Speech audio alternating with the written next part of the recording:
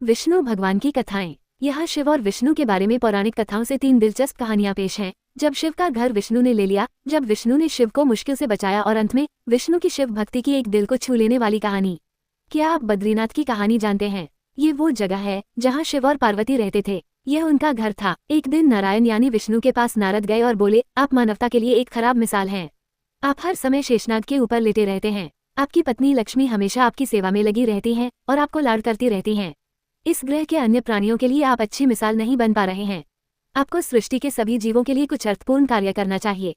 इस आलोचना से बचने और साथ ही अपने उत्थान के लिए भगवान को भी ऐसा करना पड़ता है। विष्णु तप और साधना करने के लिए सही स्थान की तलाश में नीचे हिमालय तक आए।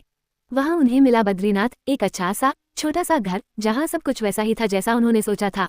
साधना के लिए सबसे आदर्श जगह लगी उन्हें ये। वो उस घर के अंदर गए। घुसते ही उन्हें पता चल गया कि यह तो शिव का निवास है और वह तो बड़े खतरनाक व्यक्ति हैं।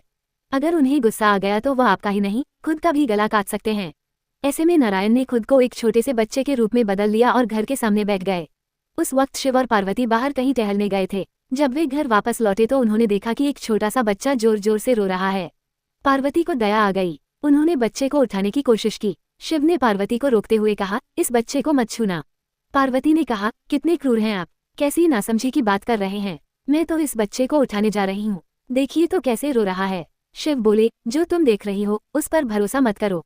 मैं कह रहा हूँ न, इस बच्चे को मत उठाओ। बाद जब कोई यह पता नहीं लगा पाया कि वह कहाँ है तो वे हल ढूंढने के लिए विष्णु के पास गए। विष्णु ने स्थिति देखी और कहा, वह गजेंद्र के अंदर हैं।